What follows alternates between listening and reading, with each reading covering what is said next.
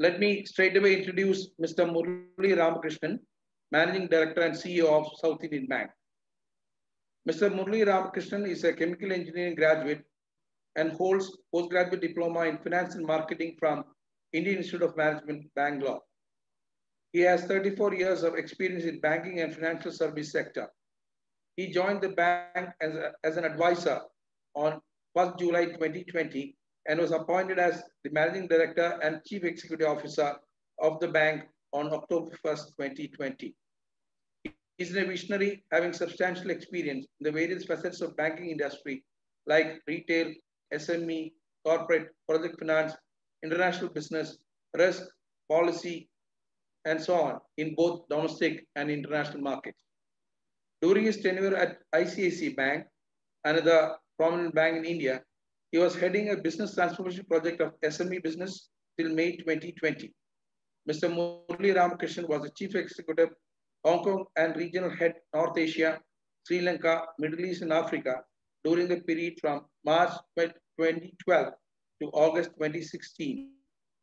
As head of the region, he was responsible for the entire operations of the bank in these locations, managing a large balance sheet of around $20 billion, contributing to more than 60% of the profits of the international business group. Apart from being the chief executive of Hong Kong branch, he was also responsible for strategizing business and ensuring that the deliveries are met for the region, which included branches in China, Sri Lanka, Dubai, Bahrain, Qatar, and South Africa. During May 2009 to March 2012, he was heading credit risk for the domestic operations of bank from May 2006 to May 2009. He was head risk policy and BIU for retail and SME business of the bank. From April 2004 to April 2006, he was the group business head heading 3 businesses like construction equipment finance businesses, professional equipment finance businesses, and cluster banking group SME.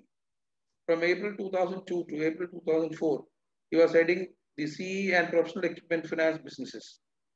From August 1999 to April 2002, he had conceived and started commercial vehicle finance business and construction equipment finance business, and also represent the bank in the board of CIBIL and the risk advisory board of Visa for Asia Pacific. Before joining the ICICI Bank Limited, he had also worked with GE Capital, TFS Limited, SRF Finance Limited, Partech Emerging Fund, CanBank Venture Capital Fund, and SPIC Limited in varied capacities. He had taken part as moderator, speaker, and panel member in several international forums and domestic seminars, and had conducted special sessions on credit risk in reputed management institutes. Sir, I have the great privilege to introduce you and also welcome you to this conference. Hope our participants will have a great enriching session from you. Thank you very much.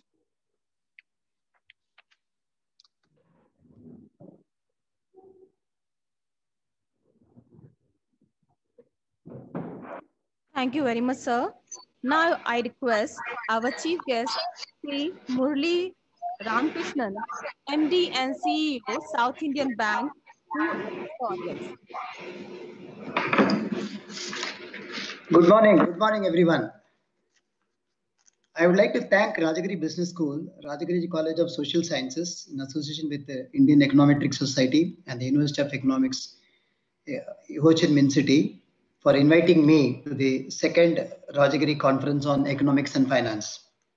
It's my great privilege and honor to be to inaugurate this thoughtful seminar and to be a keynote speaker on this occasion to share some of my thoughts on Indian economy and banking, recent challenges in banking, and measures to overcome these challenges.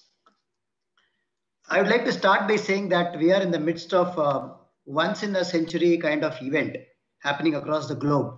And India, being closely linked to the global economy, is also experiencing one of its unique situations in its entire history of last 100 years. If you look at all the key players in this economy, not only in India, across the world, today are going through some of their huge challenges. And along these challenges, all of them are actually coming up with a lot more measures, a lot more innovation, and a lot more new ways of dealing with such challenges. I would like to start the session by talking about this COVID situation, how severe it is in India and how it is actually panning out as it started sometime in March, and how it is actually panning out over the last few months, and what can we expect this to, what can we do basically to manage the impact of this pandemic in the Indian economy, and what we as key players in the financial sector can do to overcome some of these challenges. The good news is that there is a flattening of curve happening in terms of active case count, and there is also a very high recovery rate. I'll just back this up with some data. In India, we have almost 106,000 cases in May, which had risen to 7.6 million in October. And the active cases were 61,000 in May to 7,39,000 in October. The days it takes to double, it used to be 13 days in May, which is now 88 days in October. The recovery rate used to be 39.6% in October, in May, and it is now 88.8% in October. And the positivity rate is 4.1 in May, which is about 7.9% in October. And fatality rate is 3.1% in May to 1.5% in October. So some of these numbers, if you look at, it clearly means that the impact of this pandemic is definitely slowing down. But having said that, experts are of the view that it can come again and keep going down again, and it probably will be experiencing some kind of turbulence over the next 18 months to 24 months. Obviously, this is an unknown situation. Therefore, even the vaccines, etc., are in the process of getting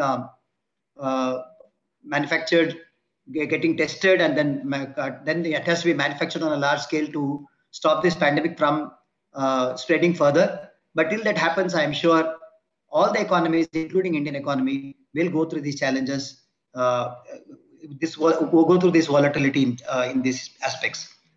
So Indian economy continues to experience both positive and negative trends amidst the situation which we are witnessing.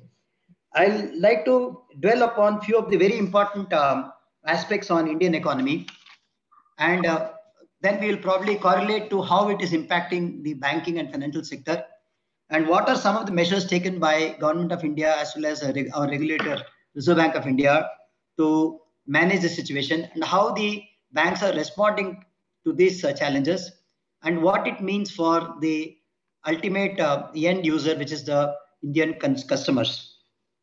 So let me start by saying about the GDP growth. India entered COVID phase facing weaknesses in growth, led by an investment and consumption slowdown. This was even before COVID situation. I'm sure all of you might recall that India was experiencing a little bit of weakness in growth, and also the consumption was slowing down. If you look at Q1 GDP growth, the performance was lower than most expectations at -24% year on year. Nationwide lockdowns, lack of non-essential consumption, and a severe contraction in investment weighed on growth from April to June. While consumption and investment saw deep double-digit contraction of almost 27% year on year and 47% year on year respectively, government expenditure and net export supported growth on the margin. Government expenditure took up the slack from muted investment, without which contraction in GDP would have been far sharper. Contraction in consumption followed restrictions on mobility and a greater punch on to save, but the fall in investment had commenced much prior to COVID. So what can we expect in Q2 and in the second half of this year? The gradual opening up of the economy and the localized lockdowns would lead to 9 to 10% contraction year on year in GDP. A gradual normalization in activity is expected to over H2. If we see the current demand momentum sustaining, then we can see the second half growth to the tune of about 2.5 to 3% year on year. Given these factors, we expect the GDP to have a total contraction of anywhere from 6.5% to 7% year on year for this fiscal year 2021, which is higher than many of the agency IMF or RBI forecasts. So what it actually means is that clearly government has done their bit in reducing the impact of the contraction. But despite that, with the situation panning out, overall the economy is expected to experience some kind of slump for the full year, and it is expected to be anywhere in the range of 6.5 to 7%. Now, if you look at it a little deeper into what are the contributors of this GDP, there are three broad segments which we always look at when we study about the GDP. First one is agriculture, second one is industry, and third one is services. If you look at agriculture, agriculture showed resilience in Q1 with a 3.4% year-on-year growth. And Q2 is also likely to do well because of good monsoons. In fact, we have experienced 9% above normal precipitation this year, which had led to robust Kharif acreage. Crop production is expected to be healthy with reservoir levels boding well for the upcoming Rabi crop as well. Agriculture and allied activities have provided livelihoods to many who have returned from urban India earlier this year. This sector is likely to clock a growth of 4.5 to 5% in H1 and 5.5% in H2, remaining a bright spot. If you look at closely the industry, the manufacturing and consumption, the key industrial engines, they saw a sharp contraction in April to June. Manufacturing plunged by as much as 40% on an annual basis, while construction saw a 50% fall in value. While lack of demand and inoperative factories hindered manufacturing, reverse migration of labor and lockdowns restrained construction activities. Manufacturing has achieved considerable normalization. Contraction in IAP has narrowed to negative 8% year-on-year in August from double-digit contraction seen in earlier months, which means it's a good sign that it's on the path of recovery. Significant stress is seen in scenarios like textiles, motor vehicles. Significant stress seen in sectors like textiles and motor vehicles is getting alleviated gradually. Consumer goods and production has started recuperating since nationwide lockdowns eased and mobility restrictions were gradually lifted along with inventory replenishment before the festive quarter. Consumer durables showed a much lower contraction of negative 10% year-on-year in August as compared to negative 23% year-on-year in July. And this improvement is likely to continue. Improved rural income and aid non-durables demand over the festive quarter, while urban demand is showing anecdotal nascent revival. Manufacturing PMI, which is a good indicator, recently surprised with a decadal high print of 58.9% in October, which was 56.8% in September, as relaxation on COVID restrictions, better market conditions, and improved demand helped manufacturers secure new work. Other improved indicators include power consumption, demand, and industrial imports, coal production, and offtake. If you look at services, within services, domestic trade, hospitality, and travel were a few sectors that saw substantial demand destruction in the April to June quarter. Expectedly,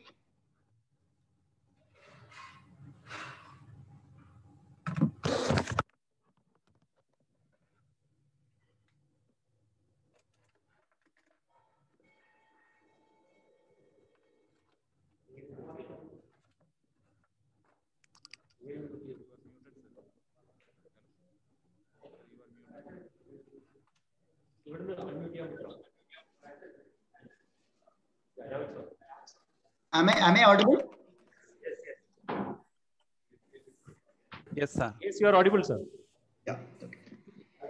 Railway freight loading grew by 18% on year by mid-October, while earnings jumped by 11% on year due to incremental loading of all commodities, including coal, fertilizers, steel, cement, and food grains. Services PMI had displayed a sharp improvement in October, recording a print of 54.1 as compared to 49.8 in September. Increase in new work intake in domestic markets drove the uptick. Anecdotal evidence suggests that commercial real estate demand is also picking up in September. So if you were to really summarize all the three indicators, agriculture, industry, and service, manufacturing industry and services, all of them are actually showing a gradual uptick as we move from April to September to October. This clearly means that the economy is on the revival path, and we can expect the impact on second half to be far fewer than the impact which we all experienced in Q1. If you look at, let me come a little deeper into how this economy is panning out for financial services and banking industry. Before that, I would like to just give a pen picture of how banking sector is today positioned. If you look at Indian banking sector today, you can broadly classify into two broad categories. One is the set of large banks, and then there are set of not so large banks. You can call them medium to small size banks, payment banks, rural banks, RRBs, and cooperative banks, and many fintech companies. If you look at the large banks, which are essentially the State Bank of India, which is the largest in the country, and the recent amalgamation of many of the public sector banks into 4 large conglomerates, which adds up to 5. And then we have 2 private sector giants, namely HDFC Bank and ICICI Bank. So these are 7 large banks which enjoy a large market share in the Indian economy. And if you look at other banks which are outside of these 7, there are a few very good, very large, medium-sized banks like Kotak Mahindra, kind of banks which are fairly large, and they're also growing at a much faster pace. And then you have a host of smaller banks, RRBs and cooperative banks, etc., etc. So if you were to look at how this banking industry, what this banking industry is experiencing during this period, I think it's very important to dwell on few of the things which I believe are critical things to look at when we are looking at the challenges which are faced by the banking industry as a whole. Some of the challenges in banking, as I can spell out, is one is in terms of servicing of customers in the absence of staff movement and customer movement. Clearly, the movement got restricted, and the people were working as staff in banks. They couldn't really go to their branches, and customers could not come to a branch or could not get the service which they would otherwise need prior to COVID situation. And then the next important thing is keeping the branch open when the public transportation is absent or minimal. At the end of the day, banks which are predominantly present in tier 2, urban, semi-urban, rural setup, they need to keep the branches open because their customers may not be completely tech savvy. Therefore, there is a need for keeping the physical branches open. So there was a lot of challenges. There were a lot of challenges in keeping the branches open during this period. The third important thing is, as far as the customers who are non-tech savvy, it's very difficult to, at this juncture, to really motivate them to do banking because they are completely unaware of how to go about doing banking using digital tools, and they are also prevented from traveling into or walking into branches during this period. While doing all this, how do you ensure safety of employees and safety of customers? Obviously, as a responsible player in the society, you cannot be reckless in keeping your branches open under all circumstances and put the customer into a difficult situation. So we need to, and the employees as well. So it's a safety of the employees and customers are critical. While doing all this, there is a set of stakeholders for each bank. How do you meet the expectations of the stakeholders who could be equity shareholders, who could be debt lenders, who could be regulator for the banking system, who could be other players who actually play a role in the ecosystem of the banks? How do you keep their expectations while experiencing all this? This is on the side of the bank, and if you look at the customers, what they are going through. Any bank, as we all know, has a set of retail customers, set of SMEs and MSMEs, agri customers, and you have large corporates who are customers. So if you look at how it has impacted the individual customers, which predominantly forms part of what we call retail banking, these customers, some of them have lost jobs, some of them have had a pay cut. So they are experiencing a sort of liquidity crunch, and many of them have lost their jobs. Therefore, clearly the means of livelihood has been lost during this period. And if you look at a small and micro segment, which form part of the MSME and SME customer base of any banking system, some of these smaller players, in virtue of their resourcefulness being low, their business has been completely wiped off during this period. And many of them are experiencing huge difficulty because they cannot, many of these are dependent on their contribution, they're moving into the market to fetch orders, etc., which clearly got impacted because of the situation which is happening, affecting the country. So small and micro segment customers really suffered a lot during this period, and they continue to suffer a lot during this period. There is a clear drop in supply chain as well as huge drop in demand. Clearly, this situation is unprecedented. So people, even who are otherwise spenders, especially the young upward mobile segment, people who are working for good software companies, who are earning decent salaries, who are used to actually spending a lot more money on consumables, on entertainment, etc. Actually, they started looking very closely as to what they have, and this has clearly made them being very choosy about where they need to spend their money. So this has clearly affected the drop in demand. Many of the discretionary items which used to be contributors to the sales of many companies, they all suffered because there is a drop in such demand during this period. Even the entities like small, micro, medium, as well as large corporates, they all experience a problem on the debtor side, because today the liquidity stretch which is happening, the liquidity constraint which is being experienced by the buyers, that has led to their non-payment of dues, etc., which has really put a strain on the working capital cycle, on the cash cycle, which all these entities experience. So clearly working capital cycles got extended due to impact on cash cycle, and also it led to non-moving inventory, because you cannot dispose of when there is no demand, and also there is a huge pileup of debtors. While all this is happening, no new projects obviously were getting floated, because in view of the uncertain situation which is facing us in the next 12 to 18 months, clearly there is no activity at all in conceiving new projects or in coming up with new initiatives.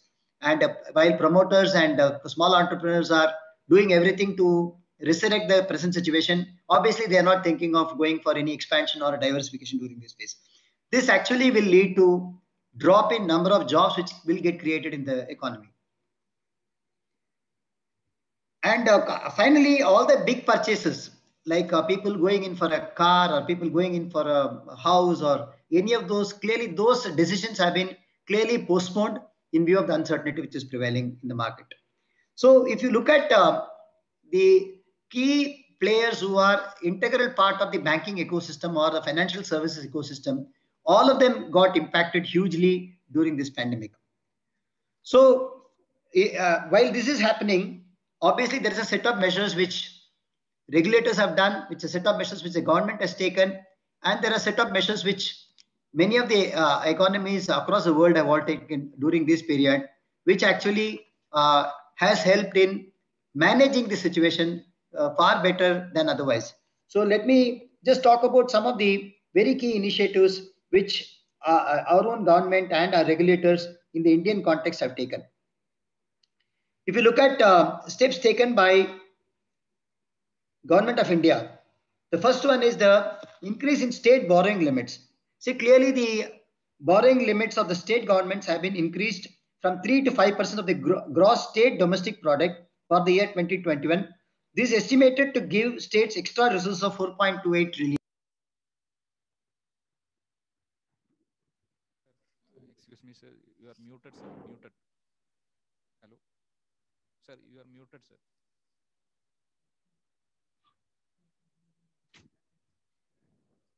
Sir, you are muted. Unplanned activities, etc. Therefore, this has led to clearly their financial situation being in a difficult situation. This has made actually central government to increase the borrowing limits of state government so that their overall resources available to them goes up. Second one is in terms of the collateral-free loans to MSMEs. See, MSMEs, as I said earlier, were one of the worst affected during this pandemic. So clearly, government has looked at what they are going through, and they've come out with a few very good measures. One of them is collateral-free loans for MSMEs. All businesses will be provided collateral-free automatic loans up to rupees 3 trillion. MSMEs can borrow up to 20% of their entire outstanding credit as on February 29. 20 from banks and non-banking financial companies, which means whatever outstanding they had as of February end, they are eligible to avail up to 20% of their limits, which is collateral free from the lenders. Similarly, borrowers up to, this is applicable for borrowers up to 25 crores outstanding and who have got a turnover of 100 crores. I mean, entities which are having a turnover up to 100 crores and who have a borrowing up to 25 crores, they are eligible for the above loans which I talked about. And this has been extended till November 30th, 2020. And the interest on the loans will also be capped, and 100% credit guarantee on principal and interest will be given to banks and NBFCs by the government. This is a great measure because a banking system, especially during this period of turmoil, they obviously develop risk aversion. And given that there is no clear path going forward, it's very difficult to assess the credit worthiness of the borrower if you were to look at the age-old way of looking at it. So we need to really look at them differently because what they are going through is a very unique situation. So how do we help them cope with this situation? How do we help them to come out of the situation?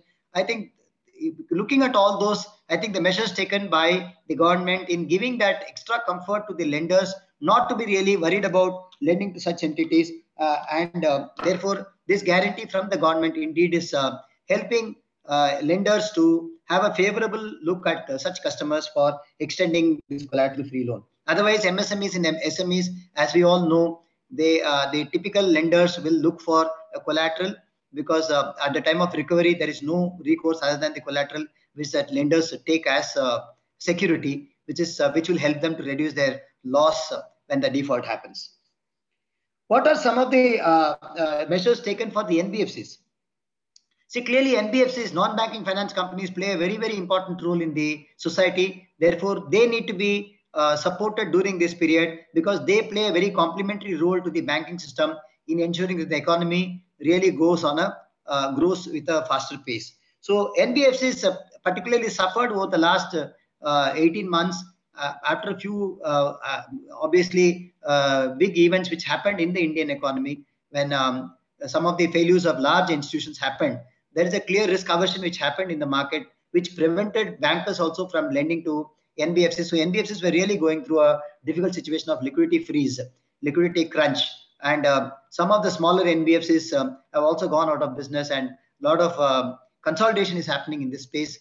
And the larger NBFCs, which have the backing of the large corporate houses, they continue to be playing an important role in the society. So clearly, NBFCs need to be supported, and the government has rightly identified this as an important measure, and they have taken few measures which are helping this sector.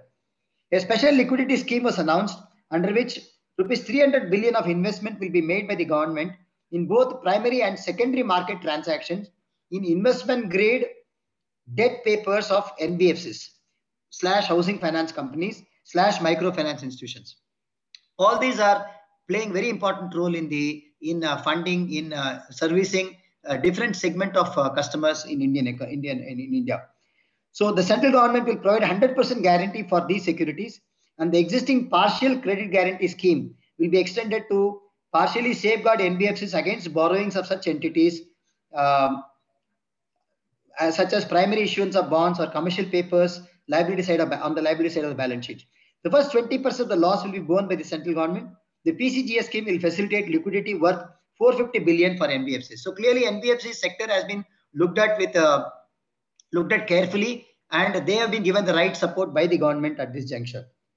Now, what are some of the measures which our regulators have taken?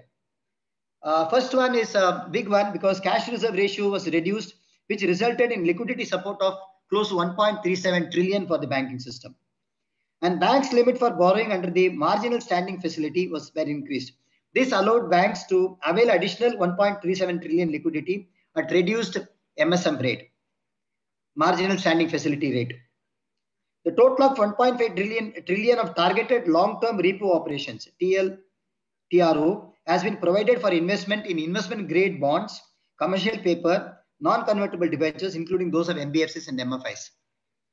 Special liquidity facility of Rs 500 billion was announced to mutual funds to provide liquidity support. And special refinance schemes worth Rs 500 billion were announced for NABARD, SIDBI, and NHB at policy repo rate. clearly, regulators have looked at the whole situation very carefully, and they have done their bit in terms of providing huge support to the banking system in ensuring that liquidity is available, in ensuring that the banks are not overburdened with high interest rates, so that they can comfortably start lending to the borrowers in need at a slightly lower rate than what they were otherwise lending. And all these had helped in keeping the liquidity in the system also quite good. So, these are some of the measures taken by government as well as regulators in helping the banking system to handle this situation. While doing all this, many of the banks have actually done in their own way huge measures to sort of mitigate the challenges which are faced by them. Some of them are fairly micro in terms of how do they manage their day-to-day things, and some of them are really big ones. Let me just articulate a few of them. Almost all the banks during this period, they have quickly moved into ensuring that their employees are provided with laptops, etc., so that they can work from home and they can continue to service the customers, whoever is in need of such service during this difficult period. And customers were contacted virtually during this period to assess, to basically understand their issues, to listen to their issues, and to do whatever best that can be done to help them alleviate the problems which they were facing. Similarly, the biggest measure which was under the direction of the regulators is on the area of moratorium. All these customers who were individual consumers as well as small and medium-sized entities as well as large corporates who were experiencing liquidity crunch because of the issue which I talked about on both on the supply side as well as on the demand side. This has led to the liquidity getting impacted for those entities, and clearly that would mean that they are not in a position to service the contracted interest and the principal which would have fallen due during this period. So this was well thought out, and they came out with a scheme of moratorium which was given to all the needy customers. In fact, some of the banks like ours actually have offered it to all the customers, and whoever wanted to opt for such moratorium, they were encouraged to opt for that moratorium. And during this period of moratorium, which was from April to August end, they've been told not to really service their interest. They can actually defer their payables in terms of interest as well as principal, because liquidity during those months probably may not be really available for them to continue to service such interest and principal dues. So, depending on the customer base, depending on the profile of the customers, each bank had its own set of customers who opted for this moratorium, and this continued till August end. And at the end of August, come September, all the interest dues which were payable during this period of 6 months from March to August, they've been given time to sort of distribute it, to pay the entire dues over a period of 7 months starting from September till March 2021. So this would probably ease the liquidity situation, and wherever an entity has taken term loans, they've been given extension of the tenor of the loan, another 6 months from the time when it was supposed to originally mature. So this has really provided the liquidity breather which these entities required not to overcome the situation which they were facing. One more thing which our regulators have done during this period is to ensure that Hello,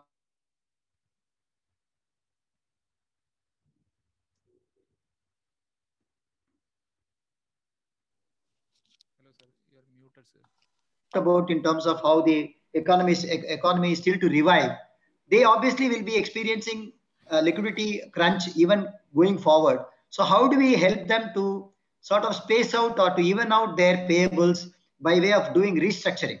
So government regulators came out with guidelines to facilitate banks to look at these needy borrowers and to restructure their facility so that they can comfortably service over the restructured period. Obviously, a business which is completely down and out and which has lost its business model obviously will not be able to foresee any cash coming in over the next 6 to 12 months. So clearly they may not be able to take advantage of this restructuring, because even if the restructuring happens, they may not be in a position to even service the revised lower interest rates or revised lower principal which is due from them. So such entities will have to take a hard call on whether they need to really avail and put some more good money after bad money, or they need to look at business with a closer lens to see what can be done to get out of the situation. So banks have this task cut out for identifying customers who can be resurrected with support from the banking system, so that they can overcome the situation and probably be regular in their servicing going forward. At the same time, customers who are not in a position to avail this restructuring facility because of unduly huge, because of their huge disadvantageous position, the bankers will have to work closely with such promoters to help them overcome this very difficult choice of closing their business and resurrecting whatever is possible from such entities. So this is while doing all this, also regulators and have come out with a measure of not tagging some of these customers, its NPA, even in the month of September, in view of the demand which has been put forth by the customers to completely waive the interest on interest during the period of 6 months. As you know, in banking, banks actually make use of cash as raw material. They charge interest, and whenever the interest becomes overdue, there's an interest which is payable on that interest too, which is called interest on interest. So during this period of pandemic situation of last 6 months, which is still prevailing, there was a request from the consumers, and this was referred to the highest court in the country, where the court has taken a view saying that government and regulators should look at the whole situation favorably, to look at some of those smaller end of the customers who have total limits of less than 2 crores in the banking system, whether there is a possibility for waiving of their interest on interest completely. And this was well discussed, articulated, and finally a decision was taken to extend this benefit for such small customers. But while the Supreme Court is still debating on whether this facility needs to be extended for all customers, which can have a huge negative impact on the banking system, because clearly not all banks are adequately capitalized, and not all banks can afford to take a huge hit on interest of their entire customer base. So this is something which is still getting discussed in the highest court. So if we were to look at the situation going forward, clearly nobody has any clue on when we will, the so-called normal, when we will ever go back to the normal situation which we were used to maybe a year or 2 years back, or should we all reconcile to the new normal, which is basically factoring that yes, there is going to be a few cases of COVID here and there. There is going to be some lockdown whenever situation goes out of control. Again, the economy will be revived, markets will be open, and we need to face with the situation of opening and closing of markets as we go along.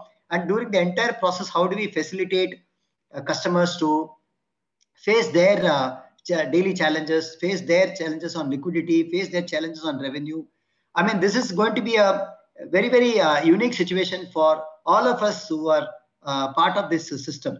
And during this period, there is a huge level of responsibility on all the key players who are the constants of the economy, whether it is borrowers, whether it is lenders, whether it is the courts, whether it's regulators, whether it's government, the state governments, even the regular consumers in the public.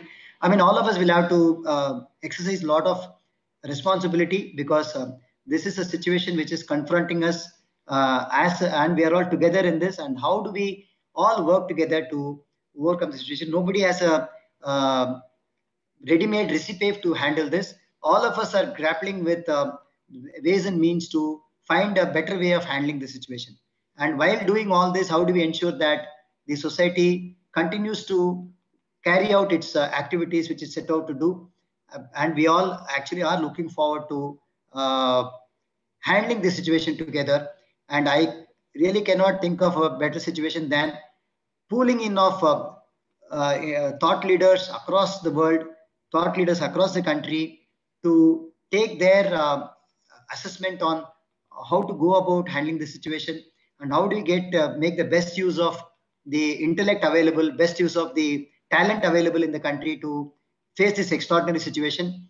And in this context, I really once again admire the sponsors of this seminar, because there cannot be a better time to pull in the best intellect available, not only in India, but across the world. And I could see the topics of discussion during this 2-day seminar. All of them are very relevant, very pertinent. And I'm sure at the end of 2 days, all those who had the fortune of attending will definitely be richer in terms of their thoughts, in terms of their thinking, in terms of their approach, in terms of their outlook on various issues which are being confronted. And I conclude my talk by once again thanking the sponsors for giving me this great opportunity to be amongst you, to be in the midst of you, to inaugurate this great seminar, and also to share my thoughts on what is confronting us as a fellow human being when we are all experiencing it together. Thanks so much, and thanks a lot for this opportunity.